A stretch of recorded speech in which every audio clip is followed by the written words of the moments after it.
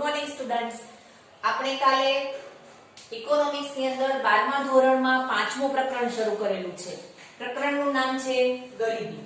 તો કાલના લેક્ચરમાં આપણે ગરીબીનો અર્થ, આધુનિક અર્થ એટલે કે આવક ગરીબી અને બિન આવક ગરીબી એ બંને મુદ્દા સમજ્યા.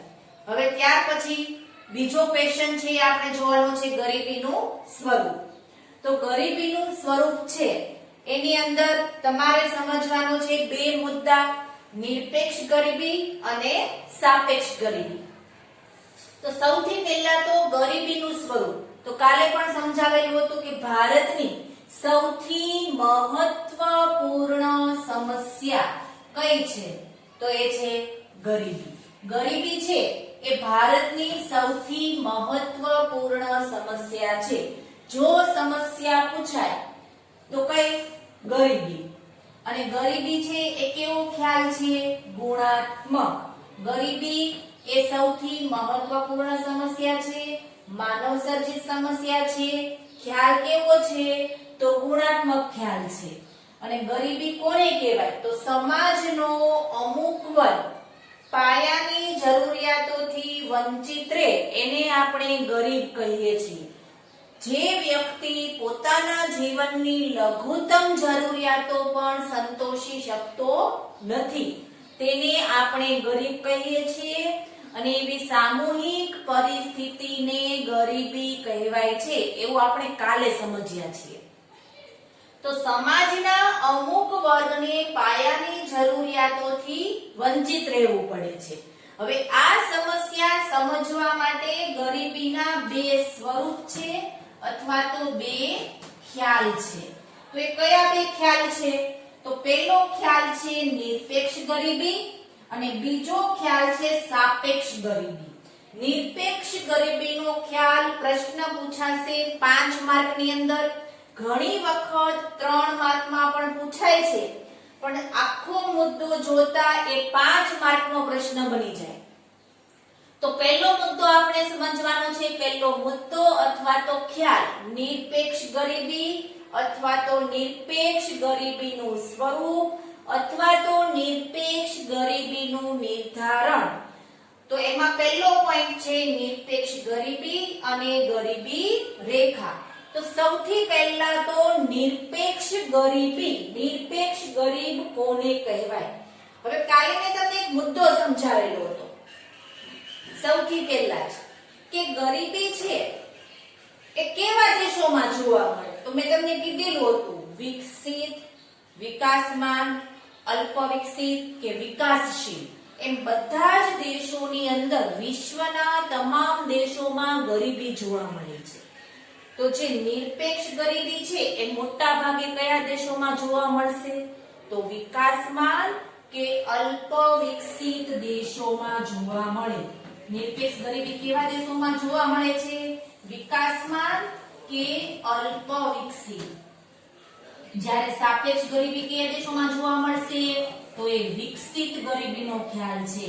આ એમસીક્યુ માં પ્રશ્ન પૂછાઈ શકે. નિરપેક્ષ ગરીબી મોટા ભાગે વિકાસમાન કે અલ્પ વિકસિત દેશોમાં જોવા મળે, જ્યારે સાપેક્ષ ગરીબી કેવા દેશોમાં જોવા મળે છે?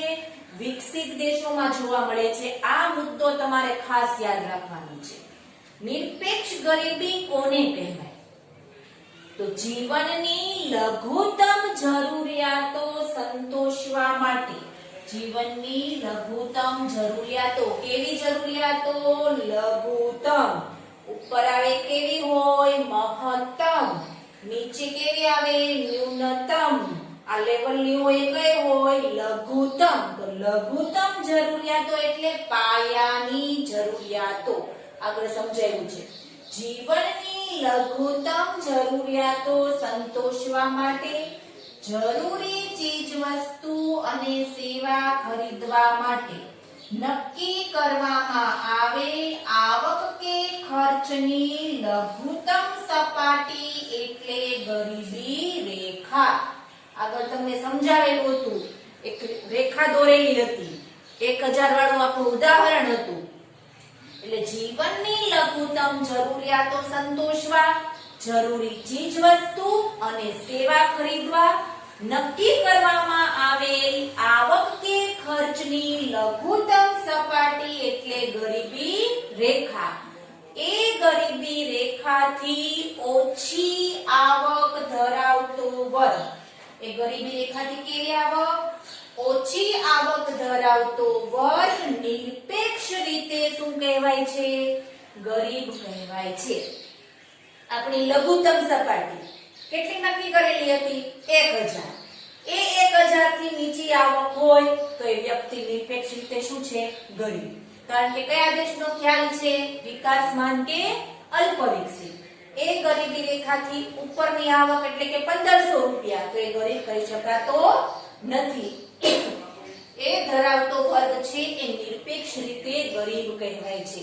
ટેક્સ્ટ બુકમાં નિરપેક્ષ ગરીબી આને કહેવાય એવું નથી લખેલું, પણ નિરપેક્ષ ગરીબીનો તમને જો અર્થ પૂછાય તો તમારે આ જ રીતે લખવાનું છે કે લઘુત્તમ જરૂરિયાતો સંતોષવા, જરૂરી ચીજ વસ્તુ અને સેવા ખરીદવા, નક્કી કરેલ આવક કે ખર્ચ, જેટલી આવક હોય એ પ્રમાણે ખર્ચ, એની જે લઘુત્તમ સપાટી છે એને ગરીબી રેખા કહેવાય છે.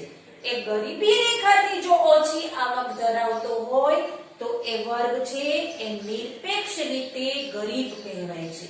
તો આ નિરપેક્ષ ગરીબી છે એનું બીજું નામ છે સંપૂર્ણ ગરીબી. એટલે ફરી વખત એક માર્કનો પ્રશ્ન, નિરપેક્ષ ગરીબીને બીજા કયા નામે ઓળખવામાં આવે છે? તો નિરપેક્ષ ગરીબીનું બીજું નામ છે સંપૂર્ણ ગરીબી. ખાસ યાદ રાખજો, નિરપેક્ષ ગરીબી એટલે કેવી ગરીબી? સંપૂર્ણ ગરીબી. જો બિન આવક ગરીબીની જે વ્યાખ્યા છે માં આવક ઉપરાંત બીજી બધી જરૂરિયાતો છે, જ્ઞાન, વ્યક્તિ સ્વાતંત્ર્ય, પસંદગી, તકોની ઉપલબ્ધતા, સ્વાભિમાન, એટલે જે વ્યક્તિને બધું જ ન પ્રાપ્ત થતું હોય કેવી ગરીબી છે? સંપૂર્ણ ગરીબી. તો નિરપેક્ષ ગરીબીનો ખ્યાલ છે એનું બીજું નામ છે સંપૂર્ણ ગરીબી. આ ખ્યાલ દ્વારા ગરીબી રેખા નીચે જીવતો આપણે ચોક્કસ વર્ગ નક્કી કરી શકીએ છીએ અને એના માટે આપણે ચોક્કસ નીતિ ઘડી શકીએ છીએ. આ ખ્યાલમાં તમે 3 પોઈન્ટ સમજ્યા. તો નિરપેક્ષ ગરીબી કોને કહેવાય? નંબર 2, નિરપેક્ષ ગરીબીનું બીજું નામ શું આવશે? સંપૂર્ણ ગરીબી. અને નંબર 3, નિરપેક્ષ ગરીબીના ખ્યાલ દ્વારા તમે એક ગરીબી રેખા નીચે જીવતો એક ચોક્કસ વર્ગ નક્કી કરી શકો છો અને એના માટે તમે ચોક્કસ નીતિનું શું કરી શકો છો? આયોજન અથવા તો નીતિ નક્કી કરી શકાય છે.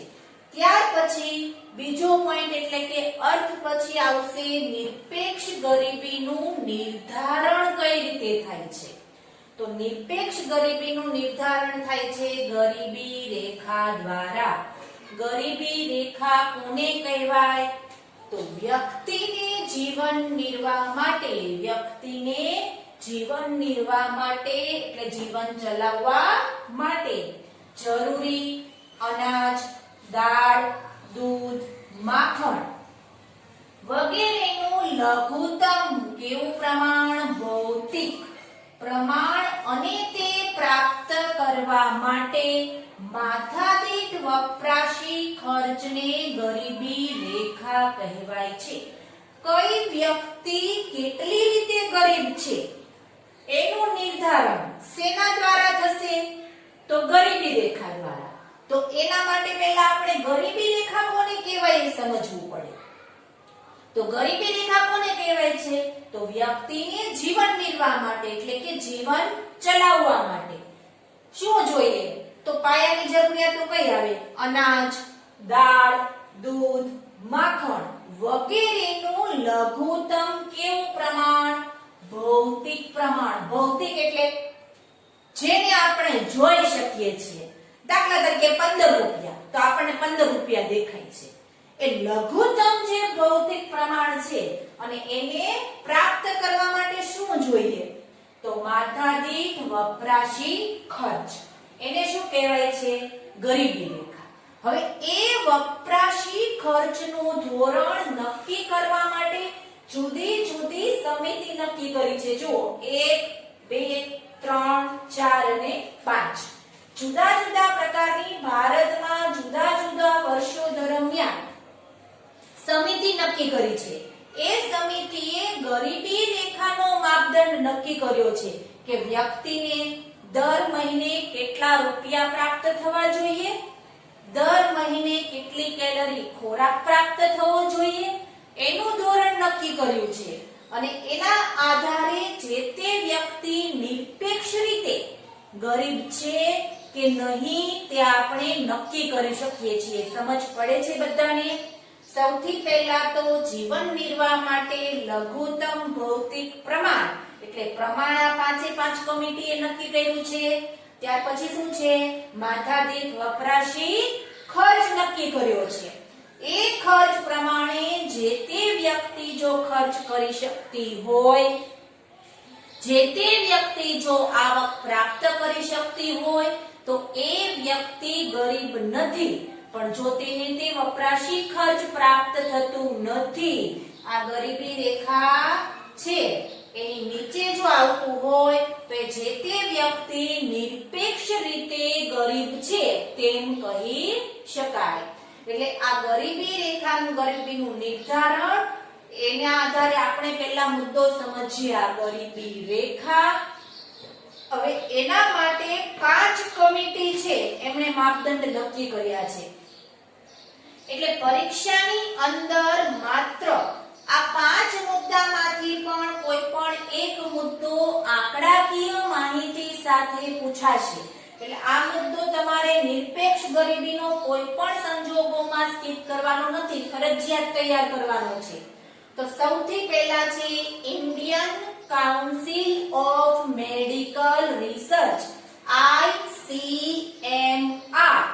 Indian council of medical research એને કઈ રીતે ધોરણ નક્કી કર્યું છે? તો પહેલા તો ભારતને 2 ભાગમાં વિભાજિત કરી દીધું છે. એક છે ગ્રામ્ય વિસ્તાર, બીજું છે શહેરી વિસ્તાર. તો ગ્રામ્ય વિસ્તારમાં દરેક વ્યક્તિને કેટલી કેલરી ખોરાક પ્રાપ્ત થવો જોઈએ? તો 2400 કેલરી. શહેરી વિસ્તારમાં દરેક વ્યક્તિને કેટલો ખોરાક પ્રાપ્ત થવો જોઈએ? તો 2100 કેલરી. તો 2400 કેલરી શેમાંથી મળે? તો અનાજ, દાળ, દૂધ, માખણ, પ્રોટીન, ચરબી એ બધા જ માંથી આપણે કેલરી પ્રાપ્ત કરવાની હોય છે. તો ગ્રામ્ય વિસ્તારમાં દરેક વ્યક્તિને રોજના છે દરેક વ્યક્તિને કેટલો કેલરી ખોરાક પ્રાપ્ત થવો જોઈએ? તો 2400 કેલરી. શહેરી વિસ્તારમાં કેટલો પ્રાપ્ત થવો જોઈએ? 2100 કેલરી. હવે જે વ્યક્તિને રોજનો આટલો પણ ખોરાક પ્રાપ્ત થતો નથી, એ વ્યક્તિ એટલે કે 2400 કે 2100 કેલરી જેટલો ખોરાક પ્રાપ્ત ન થતો હોય તો એ બધા જ ગરીબી રેખાને જે જીવન જીવે છે અથવા તો એ લોકો નિરપેક્ષ રીતે ગરીબ છે તેવું આપણે કહી શકીએ. આટલું સમજાયું? તો કઈ રીતે પ્રશ્ન પૂછાશે કે ઇન્ડિયન કાઉન્સિલ ઓફ મેડિકલ રિસર્ચે નક્કી કરેલ કેલરીનું ધોરણ જણાવો. તો તમારે એક માર્કમાં જવાબ શું લખવાનો છે? તો ગ્રામ્ય વિસ્તારમાં 2400 કેલરી અને શહેરી વિસ્તારમાં 2100 કેલરી. અહીંયા તમારો પહેલો પોઈન્ટ પૂરો. ત્યાર પછી ભારતીય આયોજન પંચે શું નક્કી કરેલું છે? તો બીજો પોઈન્ટ છે ભારતીય આયોજન પંચ ક્યારે નક્કી કરેલું છે? 1969 દ્વારા મંજૂર કરવામાં આવેલ. દરેક વ્યક્તિને માસિક કેટલા રૂપિયા ખર્ચ કરી શકે? તો કઈ કિંમત ધ્યાનમાં લીધી છે? 1960-61 નું આધાર વર્ષ. એ કિંમતે દરેક માથાદીઠ આવક એટલે એક વ્યક્તિને પ્રાપ્ત થતી આવક માસિક એટલે કેટલા રૂપિયા છે? દર મહિને 20 રૂપિયા પ્રાપ્ત થવા જોઈએ. જો આ કયો વર્ષ છે? 1960-61. એને કેવું વર્ષ ધારણ લીધું છે? આધાર વર્ષ તરીકે નક્કી કરેલું છે. તમે 11મા ધોરણમાં ભણી ગયા છો, 9મા પ્રકરણમાં જો વાંચેલું હોય તો યાદ હશે. આધાર વર્ષ. આધાર વર્ષ કોને કહેવાય? જે વર્ષ દરમિયાન ભાવોની અંદર સ્થિરતા જોવા મળે, ભાવોમાં સતત વધારો કે સતત ઘટાડો થતો નથી, એવું વર્ષ હોય એને શું કહેવાય? આધાર વર્ષ. તો ભારતીય આયોજન પંચે 1960-61 ને આધાર વર્ષ ગણી એ સમય દરમિયાન દરેક વ્યક્તિની માથાદીઠ આવક કેટલી નક્કી કરેલી છે? તો દર મહિને દરેક વ્યક્તિને 20 રૂપિયા પ્રાપ્ત થવા જોઈએ. તો હવે એ પ્રમાણે નિરપેક્ષ ગરીબી નક્કી થશે કે જો વ્યક્તિ 20 રૂપિયા પ્રાપ્ત કરી શકે છે તો એ વ્યક્તિ ગરીબ નથી, પણ જે વ્યક્તિને 20 રૂપિયા જેટલી પણ આવક પ્રાપ્ત થતી નથી, એટલે કે 20 રૂપિયા જેટલો ખર્ચ કરી શકતો નથી, તો એ વ્યક્તિ છે એ નિરપેક્ષ રીતે શું કહેવાશે? ગરીબ કહેવાશે. આ કોણે નક્કી કરેલું છે? તો ભારતીય આયોજન પંચ દ્વારા. ક્યારે મંજૂર થયું છે? 1969. પણ આધાર વર્ષ કયું છે? 1960-61 મુજબ.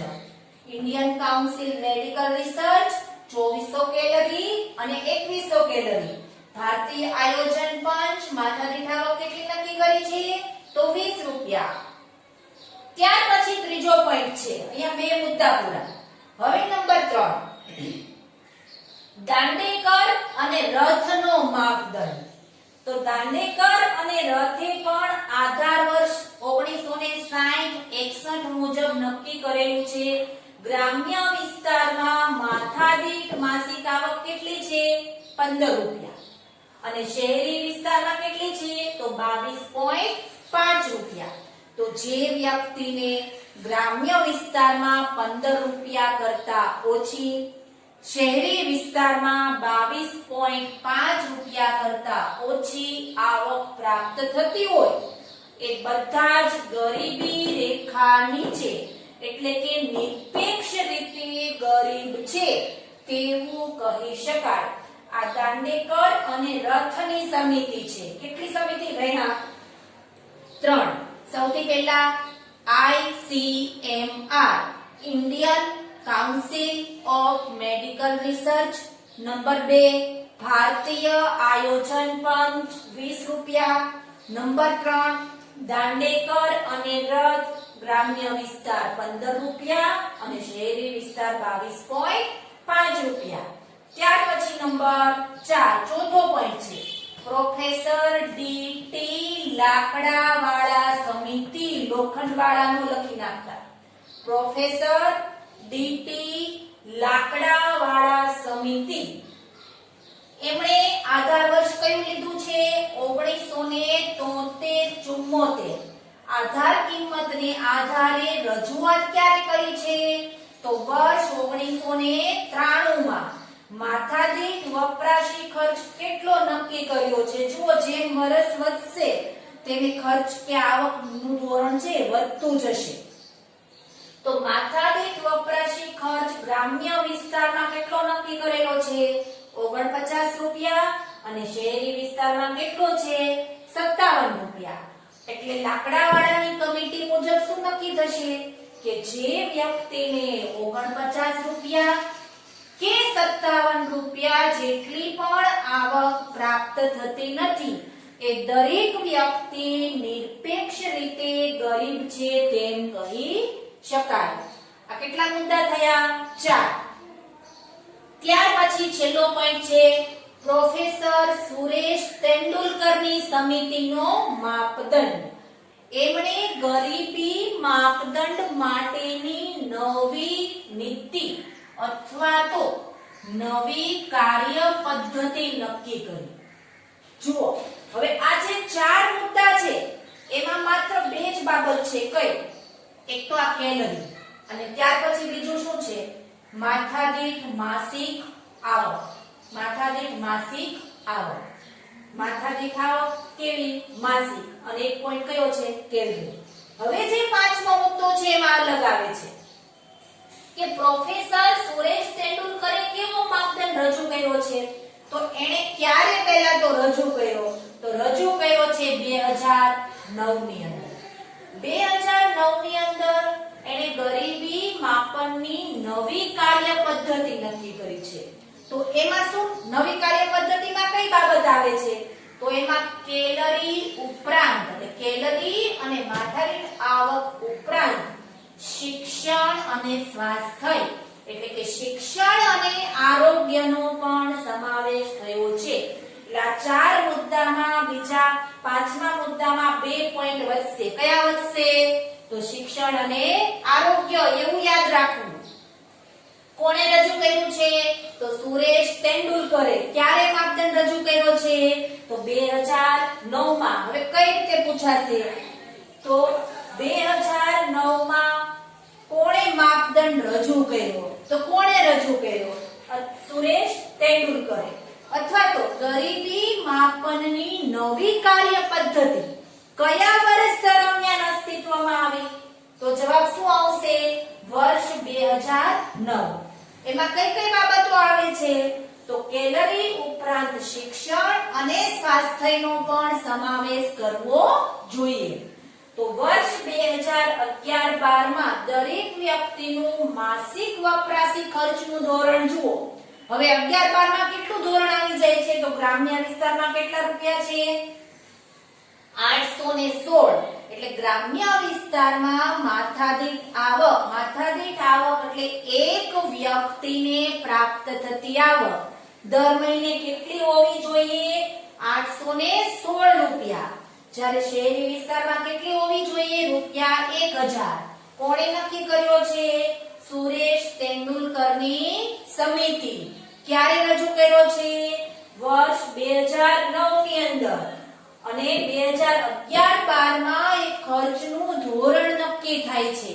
નવી કાર્ય પદ્ધતિ અને 11-12 મુજબ ખર્ચનું ધોરણ ક્યારે છે? ગ્રામીણ ક્ષેત્રમાં 816 રૂપિયા અને શહેરી ક્ષેત્રમાં 1000 રૂપિયા. કે આ મુજબ જો આવક પ્રાપ્ત ન થાય તો જે તે વ્યક્તિ છે એ નિરપેક્ષ રીતે ગરીબ કહી શકાય. તો નિરપેક્ષ ગરીબીનો અર્થ, નિરપેક્ષ ગરીબીનું નિર્ધારણ આપણે ગરીબી રેખા દ્વારા સમજી શકીએ. એ માટે પહેલા તો ગરીબી રેખાની વ્યાખ્યા લખવાની છે. ત્યાર પછી 5 કમિટી છે એને જુદા જુદા માપદંડ રજૂ કર્યા છે.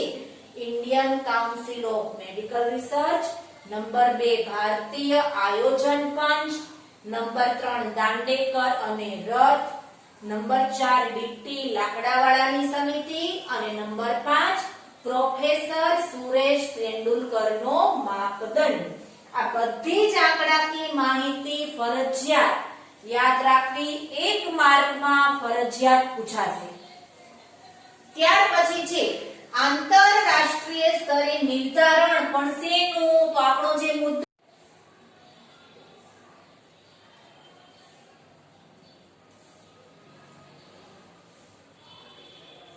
નિરપેક્ષ ગરીબીનું નિર્ધારણ. અહીંયા આ 5 મુદ્દા પૂરા થાય ત્યાર પછી છે આંતરરાષ્ટ્રીય સ્તરે નિર્ધારણ. એટલે કે આંતરરાષ્ટ્રીય સ્તરે જ્યારે નિરપેક્ષ ગરીબીનું પ્રમાણ નક્કી થાય એ વિશ્વના તમામ દેશોમાં એક જ સરખું હોય. તો એ કઈ રીતે નિર્ધારણ થાય છે? તો કોઈ એક વર્ષ દરમિયાન સરેરાશ પુખ્ત વયના વ્યક્તિ દ્વારા વપરાશમાં લેવાતા બધા જ સંસાધનો. જો અહીંયા માત્ર શું હતું? તો જીવન નિર્વાહનું લઘુત્તમ પ્રમાણ હતું.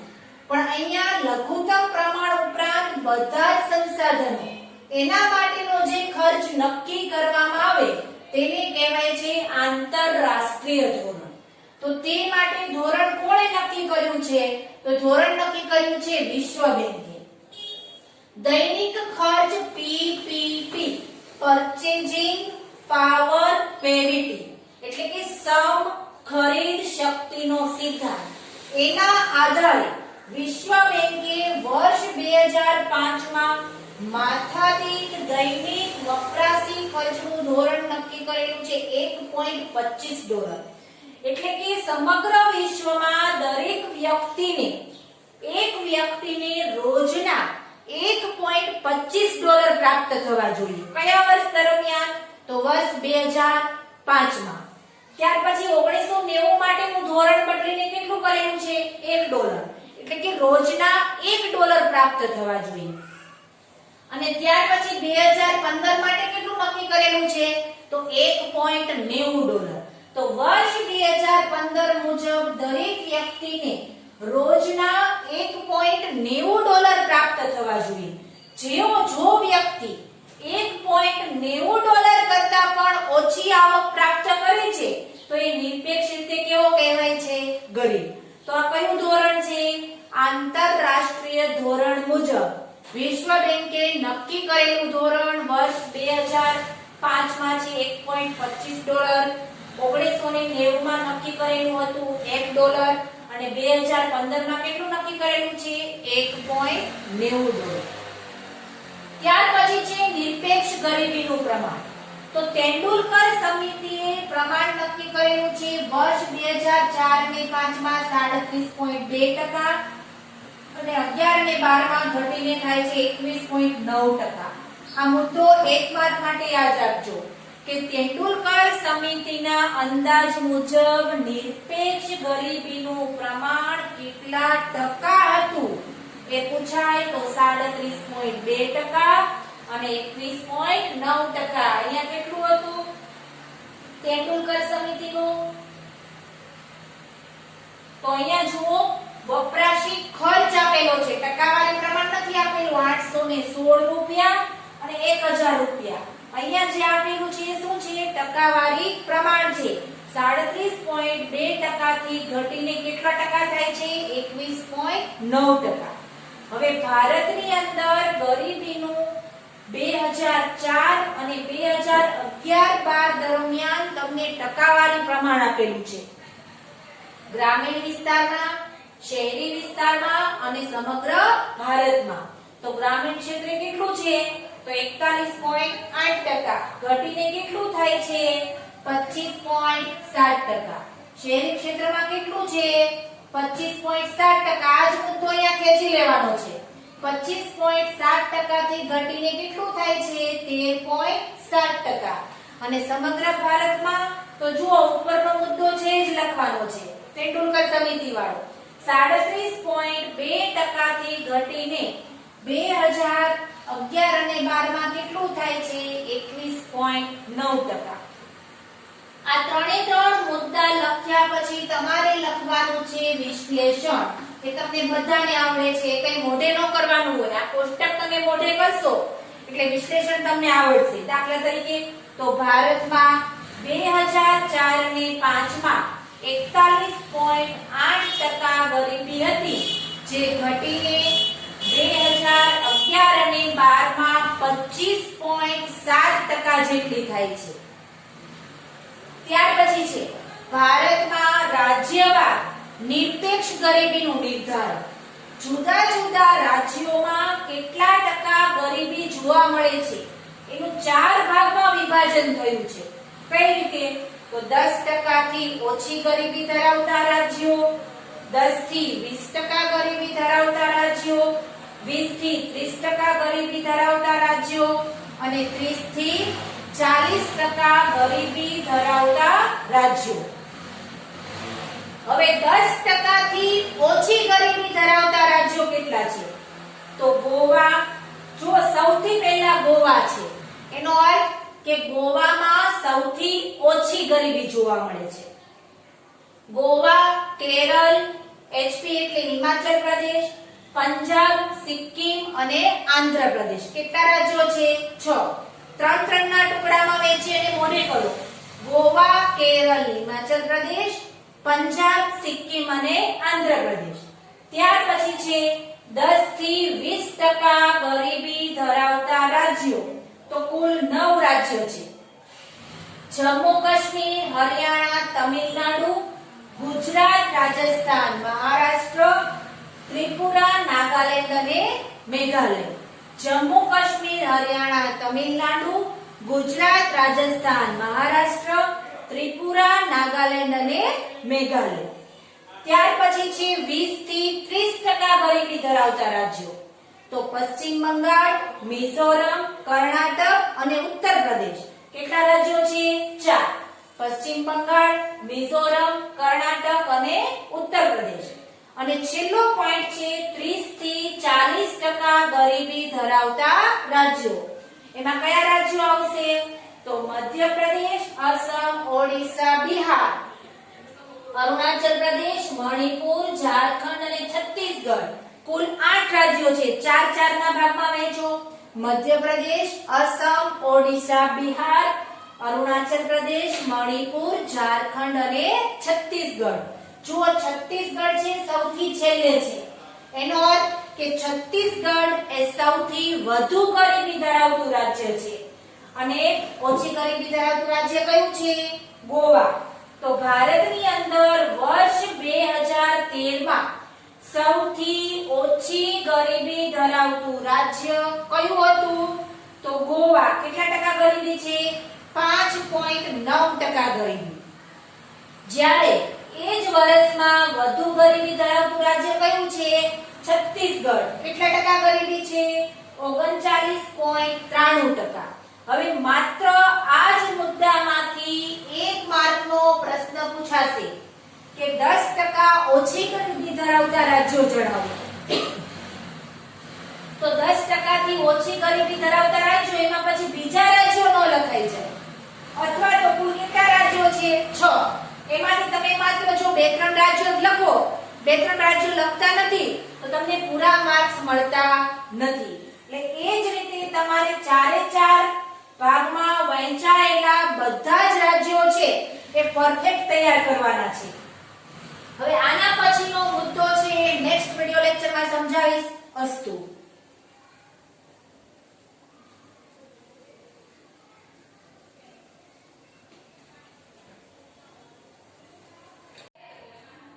Good morning students. આપણું ચેપ્ટર છે 12મા ધોરણમાં ઇકોનોમિક્સમાં 5મું પ્રકરણ ગરીબી. એમાં પહેલા લેક્ચર થી માંડીને આજે હવે ત્રીજો લેક્ચર છે. તો એમાં છેલ્લે મેં તમને સમજાવેલું હતું જુદા જુદા રાજ્યોમાં ભારતમાં ગરીબી ધરાવતા રાજ્યો એનું ટકાવારી પ્રમાણ. ત્યાર પછી એ મુદ્દો અધૂરો હતો અને છેલ્લો પોઈન્ટ છે નિરપેક્ષ ગરીબીના ખ્યાલની મર્યાદા. તો સૌપ્રથમ તો નિરપેક્ષ ગરીબી મોટા ભાગે કેવા દેશોમાં જોવા મળે છે? તો ભારત જેવા વિકાસમાન કે અલ્પ વિકસિત દેશોની અંદર જોવા મળે છે. તો એની મર્યાદા, તો આ ખ્યાલની અંદર માત્ર કેલરી અને વપરાશ છે એને જ આધાર તરીકે ધ્યાનમાં લીધેલું છે. બીજી કોઈ બાબતને અહીંયા ધ્યાનમાં લેવામાં આવેલી નથી જે આપણે યોગ્ય કહી શકીએ નહીં. આ ખ્યાલને આધારે ગરીબી છે એ માત્ર કેવી પરિસ્થિતિ દર્શાવે છે? આર્થિક પરિસ્થિતિ. પરંતુ ભૂખ છે એ કેવી પરિસ્થિતિ છે? શારીરિક પરિસ્થિતિ. એટલે ગરીબી રેખાની જે પરિસ્થિતિ છે, ગરીબી રેખા છે એ માત્ર કેવી રેખા બનીને રહી જાય છે? તો ભૂખમરાની રેખા બનીને રહી જાય છે. ગરીબી એ આર્થિક પરિસ્થિતિ છે. કારણ કે કોઈ પણ વ્યક્તિ ગરીબ છે કે નથી એ આપણે શેના આધારે નક્કી કરીએ છીએ? ગરીબી રેખાને આધારે.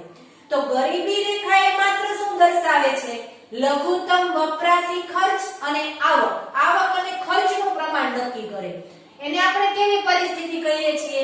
આર્થિક પરિસ્થિતિ. વાસ્તવમાં વ્યક્તિને એક ટંક ખાવાનું પણ મળી શકતું નથી. તો એ કઈ પરિસ્થિતિ છે? શારીરિક પરિસ્થિતિ, જે અહીંયા ધ્યાનમાં લેવામાં આવેલી નથી. એટલે ગરીબી રેખા એ કેવી રેખા બની જાય છે? ભૂખમરાની રેખા બની જાય છે. કઈ વ્યક્તિને કેટલા ટક ભોજન પ્રાપ્ત થાય છે તે અહીંયા ધ્યાનમાં લેવાતું નથી. અને છેલ્લો પોઈન્ટ, આ ખ્યાલની અંદર જીવનની ગુણવત્તાનું લઘુત્તમ સ્તર જેવું શિક્ષણ, ખોરાક, કપડા, રહેઠાણ વગેરેનો પણ અહીંયા સમાવેશ કરવામાં આવતો નથી. અહીંયા માત્ર આવક અને ખર્ચ એનું વપરાશી ધોરણ નક્કી કરેલું છે. એટલે આ મર્યાદાને ધ્યાનમાં લઈ જુદી જુદી સમિતિઓએ પછી આ બધી જ બાબતોને આધારે ધોરણ નક્કી કરેલા છે. એટલે આ ખ્યાલની કેટલી મર્યાદા છે? 3 મુદ્દા છે. ત્યાર પછીનો બીજો પ્રકાર, ગરીબીનો બીજો પ્રકાર અથવા તો ગરીબીનો બીજો ખ્યાલ કયો છે? સાપેક્ષ ગરીબી. કેટલા માર્કમાં પૂછાશે? તો 2 માર્ક્સની અંદર. કયો ખ્યાલ? સાપેક્ષ ગરીબી. સાપેક્ષ કોને કહેવાય? સાપેક્ષ એટલે સરખામણી કરવી. તો આ ખ્યાલની અંદર બે જુદા જુદા વર્ગની આવકની શું થાય છે? સરખામણી. સરખામણી એટલે તુલના કરવી. તો એનો અર્થ કે સમાજના જુદી જુદી આવક ધરાવતા વર્ગમાંથી જો કોઈની આવક સરખી ન હોય, આવક કેવી હોય? જુદી જુદી. સમાજના જુદી જુદી આવક ધરાવતા વર્ગમાંથી જો કોઈ એક વર્ગ કે જૂથ બીજા વર્ગ કે જૂથ કરતા કેવી આવક ધરાવતો હોય? તો ઓછી આવક ધરાવતો હોય તો તે સાપેક્ષ રીતે કેવો કહેવાય છે?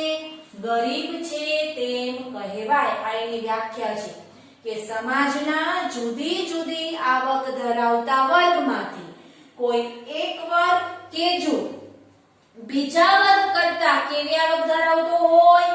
ઓછી. તો એ વર્ગ કે જૂથ સાપેક્ષ રીતે શું કહેવાય છે? ગરીબ કહેવાય. આ અર્થ એનો એક માર્ક અને આ ઉદાહરણ એનો એક માર્ક. બંને એક એક માર્ક છે, પૂછાશે 2 માર્કમાં.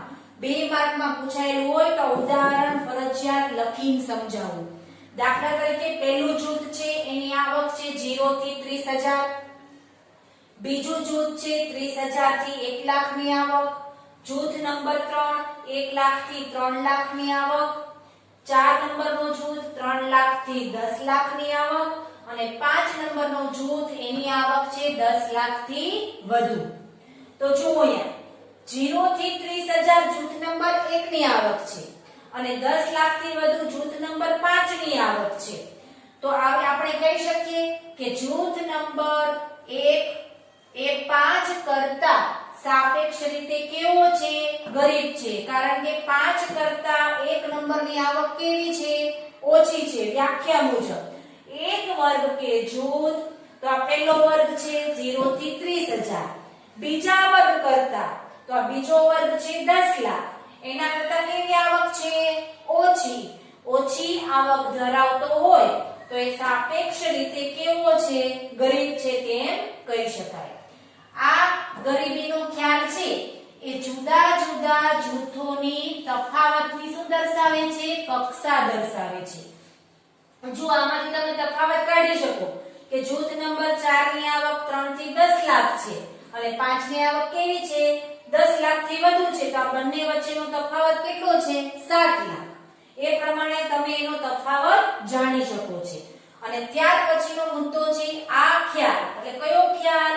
સાપેક્ષ ગરીબી. એ કયા દેશોમાં મોટા ભાગે જોવા મળે છે? વિકસિત દેશોમાં, કે જ્યાં આવકનું પ્રમાણ વધારે હોય છે.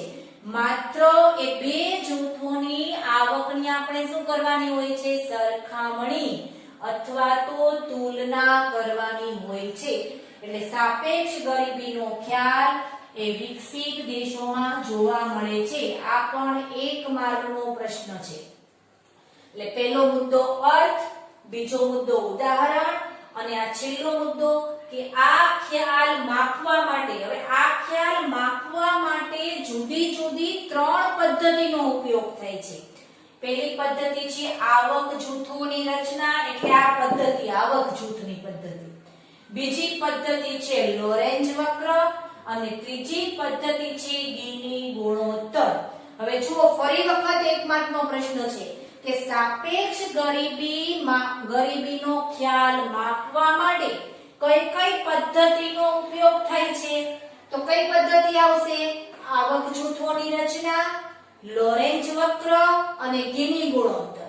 અથવા તો તમને આ ખ્યાલ નો પૂછાય સાપેક્ષ ગરીબી અને તમને એવું પૂછાય ગરીબી માપવા માટેની આવક જૂથની પદ્ધતિ સમજાવો, તો કઈ પદ્ધતિ આવે અથવા તો કયો ખ્યાલ આવશે? સાપેક્ષ ગરીબી. એટલે એ પ્રમાણે યાદ રાખવું અથવા તો તૈયાર કરવું.